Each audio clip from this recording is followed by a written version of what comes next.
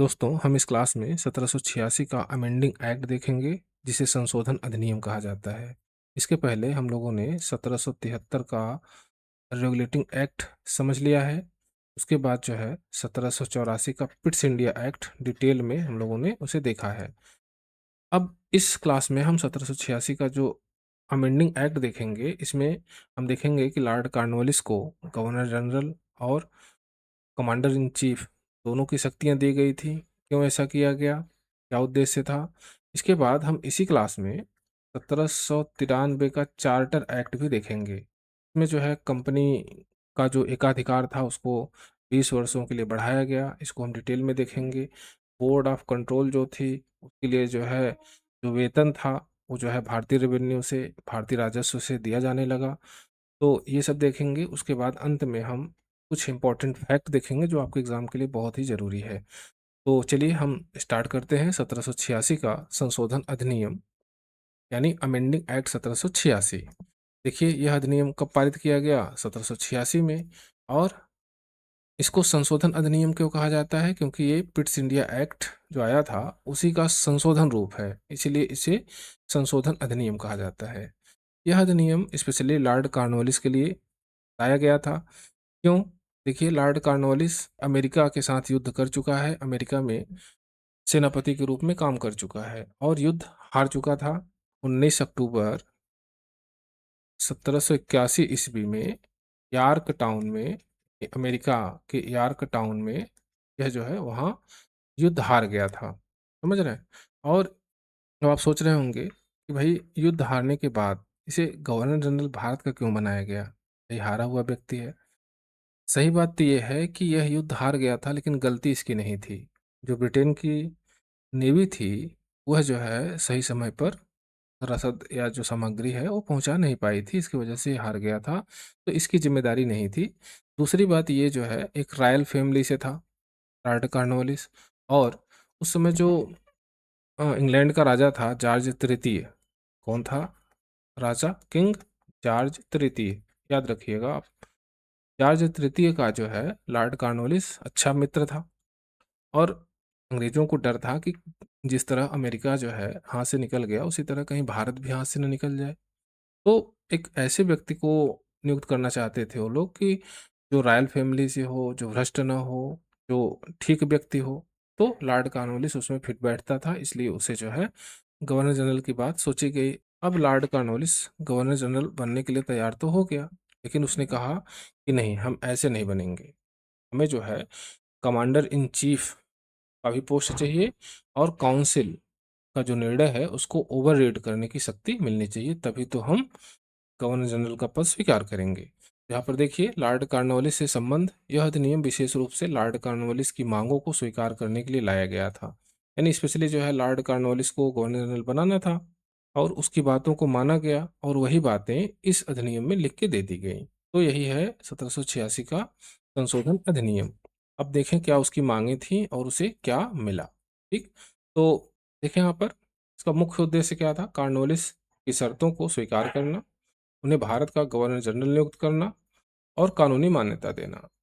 अब शर्तें क्या थी, हमने आपको बताई कि विशेष परिस्थितियों में गवर्नर जनरल को अपनी काउंसिल के निर्णय को पलटने यानी ओवररीड करने की शक्ति मिले।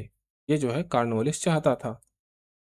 कॉर्नवालिस जो है यही चाहता था, यानी ओवररीड करना। ओवररीड मतलब कि जिसे आप वीटो कहते हैं, वीटो की शक्ति मिली इसको, लॉर्ड कॉर्नवालिस को। गवर्नर जनरल के साथ साथ उन्हें ब्रिटिश सेना का कमांडर इन चीफ का पद भी संभालने की अनुमति मिली। तो ये दो बातें जो है कॉर्नवालिस चाहता था, और उसको यही दो बातें इस संशोधन अधिनियम में दे दी गई। आगे देखें तो 1786 की पहली प्रमुख शक्ति गवर्नर जनरल की ओवररीड पावर, यानी वीटो की शक्ति जिसे आप। काउंसिल तो आप समझ ही रहे हैं, काउंसिल कब से बनी, 1773 के रेगुलेटिंग एक्ट से ही बनी। और हम लोगों ने 1773 के रेगुलेटिंग एक्ट में देखा था कि गवर्नर जनरल और काउंसिल का विवाद जो कि चला ही आ रहा था, और उसी को दूर किया गया 1786 के इस अमेंडिंग एक्ट में। तो गवर्नर जनरल की ओवररीड पावर मतलब कि 1786 के संशोधन अधिनियम द्वारा गवर्नर जनरल को अपनी काउंसिल के बहुमत वाले निर्णय को पलटने यानी ओवररीड करने की शक्ति दी गई, जिसे आप वीटो शक्ति के नाम से जानते हैं। यानी काउंसिल अगर कोई निर्णय लेना चाह ले और गवर्नर जनरल नहीं चाह रहा है, तो गवर्नर जनरल उसके इस निर्णय को पलट सकता था। यानी इस निर्णय को मानने के लिए बाध्य नहीं था। यही था जो है गवर्नर जनरल का वीटो, यानी ओवररीड करने की शक्ति। काउंसिल के निर्णय को पलटने की शक्ति वही बात है कि गवर्नर जनरल विशेष परिस्थितियों में काउंसिल के निर्णय को अस्वीकार कर सकता था। विशेष परिस्थितियां जैसे युद्ध, संधि और कोई आकस्मिक कारण, तो उसमें जो है जरूरी नहीं था कि गवर्नर जनरल यानी लॉर्ड कॉर्नवालिस काउंसिल की बात माने। वही थी उसकी वीटो शक्ति। विशेष असाधारण परिस्थितियां, यानी जो है जब परिस्थितियां असाधारण हो तभी जो है यह शक्ति थी, तभी वीटो की पावर थी उसको, तभी ओवररीड करने की शक्ति थी। अगर सामान्य स्थिति है तो उसे जो है इसका प्रयोग नहीं करना था। ठीक है, ये बात समझ गए भाई? जो सामान्य स्थिति है तब वीटो की शक्ति का प्रयोग नहीं करेगा, तब काउंसिल की बात मानेगा। सीधी सी बात है, समझ गए? इस अधिनियम द्वारा गवर्नर जनरल को अपनी काउंसिल के निर्णय को विशेष परिस्थितियों में पलटने की शक्ति दी गई। तो 1786 के संशोधन अधिनियम में, बहुत इंपॉर्टेंट है, बहुत बार पूछा गया है। आगे देखें नेक्स्ट। तो 1786 के अमेंडिंग एक्ट में गवर्नर जनरल को कमांडर इन चीफ भी बनाया गया। तो यहाँ पर देखिए governor general plus commander in chief कौन था? Lord Cornwallis. वैसे तो ये दोनों पद अलग अलग हैं, गवर्नर जनरल का और कमांडर इन चीफ का, लेकिन लॉर्ड कॉर्नवालिस को यह दोनों पद दिया गया। और पहला गवर्नर जनरल है जिसको ये दोनों पद दिया गया। मुझे कमेंट बॉक्स में आप बता सकते हैं कि और किस गवर्नर जनरल को दोनों पद दिया गया। ठीक है, आइए देखते हैं। 1786 के संशोधन अधिनियम द्वारा गवर्नर जनरल को ब्रिटिश सेना का कमांडर इन चीफ बनने की अनुमति दी गई। हम अभी बात कर चुके हैं कि भाई कॉर्नवालिस को दोनों पद दिया गया। कॉर्नवालिस की दूसरी शर्त कॉर्नवालिस की दूसरी शर्त थी कि वे गवर्नर जनरल के साथ साथ ब्रिटिश सेना के कमांडर चीफ होंगे। बात आप समझ गए हैं। सैन्य एवं प्रशासनिक शक्ति का केंद्रीकरण। इस प्रावधान से राजनीतिक यानी प्रशासनिक तथा सैन्य शक्ति एक ही व्यक्ति के हाथों में केंद्रित हो गई, जिसे गवर्नर जनरल की शक्ति अत्यधिक बढ़ गई। यानी भाई वो राजनीतिक शक्ति गवर्नर जनरल और सैन्य शक्ति कमांडर इन चीफ, दोनों पावर जो है एक ही व्यक्ति के हाथ में केंद्रित हो गई। यानी जो लॉर्ड कॉर्नवालिस था ना, वो बहुत पावरफुल था उस समय के गवर्नर जनरलों में। आगे देखें तो कॉर्नवालिस को गवर्नर जनरल का पद स्वीकार करने के लिए विशेष शक्तियां देना आवश्यक था, इसलिए 1786 का अधिनियम लाया गया। तो आप बता सकते हैं कि 1786 का जो अमेंडिंग एक्ट था वो कॉर्नवालिस के लिए लाया गया था। समझ रहे हैं? एक क्वेश्चन है, इस अधिनियम ने भारत के गवर्नर जनरल को ब्रिटिश सेना के कमांडर इन चीफ के रूप में भी कार्य करने की अनुमति दी। तो कौन सा अधिनियम है? 1786 का संशोधन अधिनियम। ये दोनों बातें बहुत अच्छे से आप जानते रहिए। हम आगे देखते हैं 1793 का चार्टर एक्ट। चार्टर एक्ट की मूल बातें। तो चार्टर एक्ट 1793 ब्रिटिश संसद द्वारा पारित यह अधिनियम ईस्ट इंडिया कंपनी के चार्टर को आगे बढ़ाने के लिए लाया गया। तो यहाँ पर आपको एक बात जान लेनी है कि जो चार्टर एक्ट आया था वो किस लिए आया था? वो ईस्ट इंडिया कंपनी के एकाधिकार को बढ़ाने के लिए लाया गया था। इसके लिए एकाधिकार, उसकी जो मोनोपोली थी ईस्ट इंडिया कंपनी की, उसको आगे बढ़ाने के लिए। ये चार्टर एक्ट हर 20 साल बाद आता रहेगा, हम उसे देखते रहेंगे। इसके पहले जो रेगुलेटिंग एक्ट था, पिट्स इंडिया एक्ट था, वो सब अधिनियम थे। उसमें जो है कंपनी के प्रशासनिक कार्यों के बारे में बात की गई थी। लेकिन यहाँ पर मूल उद्देश्य क्या है? कंपनी के एकाधिकार को रिन्यूअल करना। मुझे आप कमेंट बॉक्स में बताइएगा, ईस्ट इंडिया कंपनी को पहला चार्टर कब मिला और किसने दिया और कितने वर्षों का था, ये मुझे कमेंट बॉक्स में बताइएगा। ठीक है, तो देखिए इसे हम और एक नाम से जानते हैं, ईस्ट इंडिया कंपनी एक्ट 1793। इस अधिनियम को ईस्ट इंडिया कंपनी 1793 के नाम से भी जाना जाता है। चार्टर नवीनीकरण। इस अधिनियम द्वारा ईस्ट इंडिया कंपनी का चार्टर पुनः नवीनीकृत किया गया। यानी जो चार्टर सबसे पहले मिला था उसके बाद कई चार्टर मिले। कब कब मिले मुझे कमेंट बॉक्स में बताइएगा। यह जो चार्टर मिला था वह 20 वर्षों के लिए मिला था फिर से। यानी कंपनी के चार्टर को आगे 20 वर्षों के लिए नवीनीकृत किया गया। ये जो 1793 का एक्ट था इसी के द्वारा। यानी अब अगला चार्टर एक्ट कब आएगा? तो 20 वर्ष बाद ही आएगा। 20 वर्ष तक कंपनी का एकाधिकार बना रहा, उसमें कोई बदलाव नहीं किया गया। ठीक है। आगे देखें तो 1793 का चार्टर एक्ट, व्यापारिक एकाधिकार। तो कंपनी का व्यापारिक मोनोपोली, ऊपर हम बात कर चुके हैं कि इसमें क्या किया गया, एकाधिकार को बढ़ा दिया गया ईस्ट इंडिया कंपनी को। एकाधिकार तो समझ रहे हैं ना, कि ईस्ट इंडिया कंपनी ही इंग्लैंड से, इंडिया से व्यापार करेगी और कोई दूसरी कंपनी इंग्लैंड में नहीं बनेगी। बस इसका मतलब यही है। तो यही था एकाधिकार, वो जो है 20 वर्षों के लिए विस्तारित कर दिया गया और रिन्यूअल कर दिया गया, बढ़ा दिया गया, यहाँ पर लिखा हुआ है। व्यापारिक एकाधिकार से संबंधित महत्वपूर्ण वर्ष, तो 1793 ईस्वी में चार्टर एक्ट 1793 द्वारा कंपनी के व्यापारिक एकाधिकार को जारी रखा गया। 1813 में आया तो भारत के साथ जो है व्यापारिक एकाधिकार समाप्त कर दिया गया। पूरी तरह से समाप्त नहीं किया था, अभी भी जो है चाय और चीन से व्यापार का एकाधिकार ईस्ट इंडिया कंपनी के पास था। 1833 ईस्वी में पूरी तरह से जो है व्यापारिक एकाधिकार समाप्त कर दिया गया, यानी अब और भी कंपनियां जो है वो इंडिया से व्यापार कर सकती थी, कोई भी व्यक्ति व्यापार कर सकता था, यानी एकाधिकार समाप्त कर दिया गया।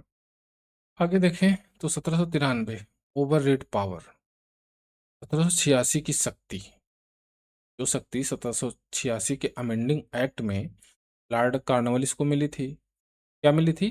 काउंसिल के निर्णय को पलटने यानी ओवररीड करने की शक्ति, यानी वीटो की शक्ति, उसे जो है 1793 के चार्टर एक्ट में आगे जो है बढ़ा दिया गया, यानी भविष्य के जो गवर्नर जनरल होंगे उनको जो है कॉर्नवालिस की शक्ति, जो कॉर्नवालिस को मिली थी ओवररीड की शक्ति, वो जो है जारी रहेगी आगे के गवर्नर जनरल के पास। कमांडर इन चीफ की शक्ति नहीं, केवल ओवररीड करने की यानी वीटो पावर जो थी उसको कंटिन्यू कर दिया गया 1793 ईस्वी में। एक इम्पॉर्टेंट बात और आप जान लीजिए कि गवर्नर तक विस्तार, यानी जो बॉम्बे और मद्रास जो प्रेसिडेंसी थी वहाँ पे गवर्नर होते थे, तो ये जो ओवररीड वाली पावर है, ठीक है, वो गवर्नर तक को भी दे दी गई कि वो अपने अपने काउंसिल को भी वीटो कर सकते थे। तो यहाँ पर देखें किस अधिनियम द्वारा गवर्नर जनरल की ओवररीड पावर को भविष्य के गवर्नर जनरल के साथ प्रेसिडेंसी के गवर्नर तक विस्तारित किया गया। तो 1793 का चार्टर एक्ट बहुत ही इंपॉर्टेंट है, आपसे जरूर जानते रहिए क्योंकि अब इस तरह से क्वेश्चन बनाए जा रहे हैं। आगे देखें 1793 का जो चार्टर एक्ट था उसमें गवर्नर जनरल की शक्ति, तो गवर्नर जनरल की शक्ति मजबूत हुई। कैसे? 1793 के चार्टर एक्ट ने गवर्नर जनरल की स्थिति और अधिक मजबूत बना दी।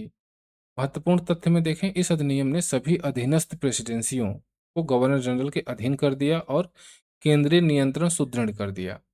ये जो सुदृढ़ीकरण है ये शुरू से ही स्टार्ट है 1773 के रेगुलेटिंग एक्ट से ही, और ये 1793 के चार्टर एक्ट तक जारी रही और अब पूरी तरह से पूर्ण नियंत्रण में प्रेसिडेंसियां आ गई बंगाल के।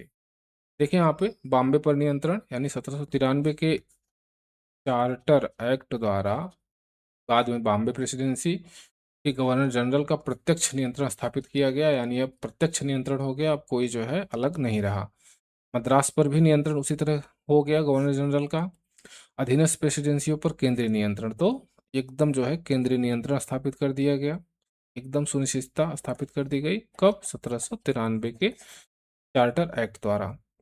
हम आगे देखें तो 1793 बोर्ड ऑफ कंट्रोल, तो बोर्ड ऑफ कंट्रोल की बात भी यहाँ हम कर लें थोड़ा सा। पहले समझिए कि 1784 में आया था पिट्स इंडिया एक्ट, उसमें 6 सदस्यों वाली एक बोर्ड ऑफ कंट्रोल बनाई गई थी, हमने उसे अच्छे से समझा था वहाँ पर।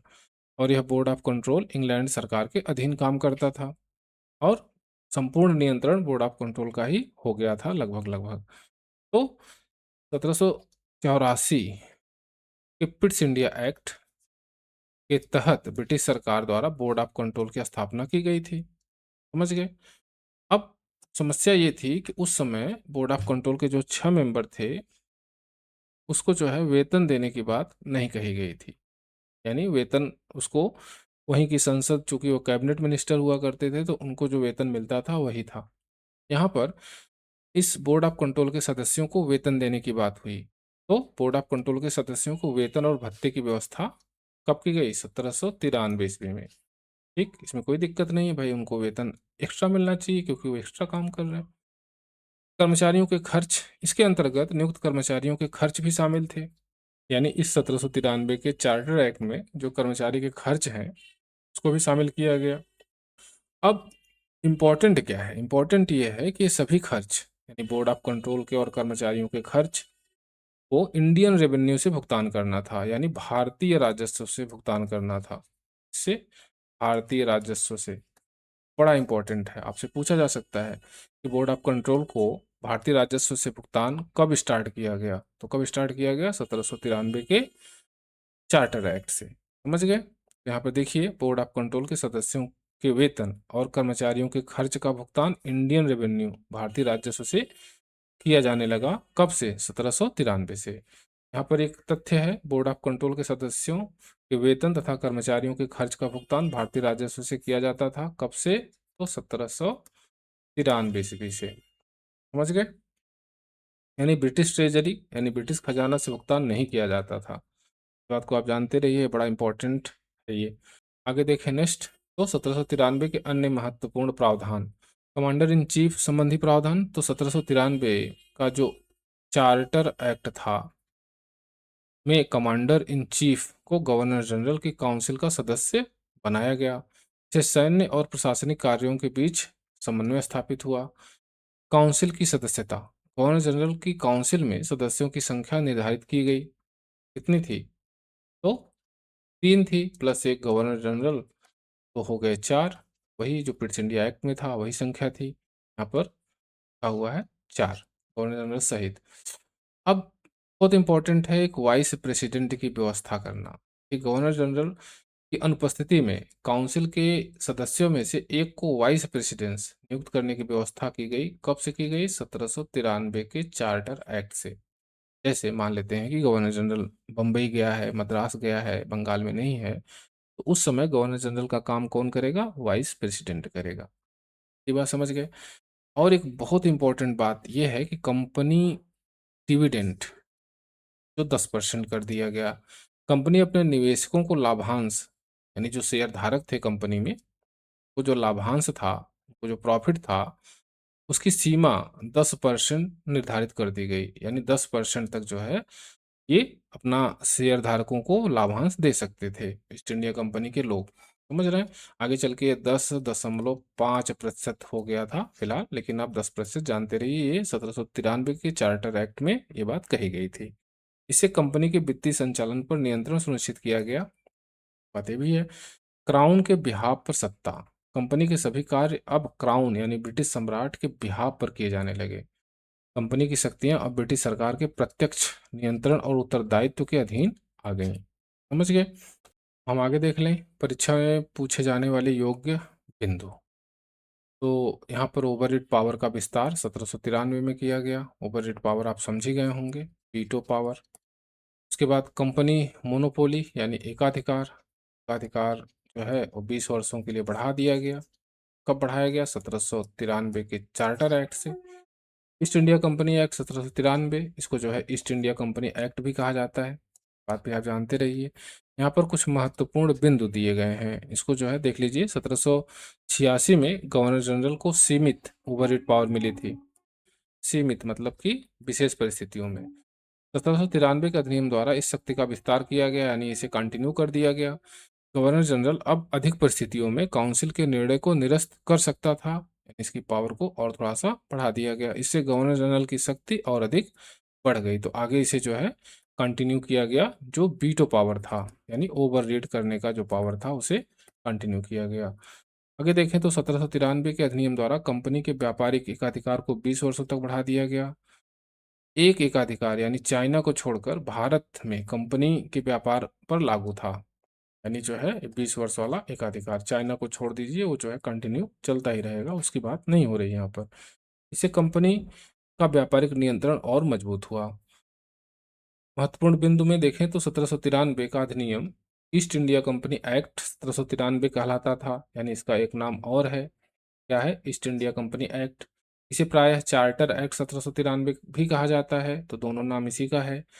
इस अधिनियम में प्रशासनिक और आर्थिक प्रावधानों में कई महत्वपूर्ण परिवर्तन किए गए। तो आप ये सारी बातें जान चुके हैं। चलिए हम नेक्स्ट क्लास में मिलेंगे आपसे।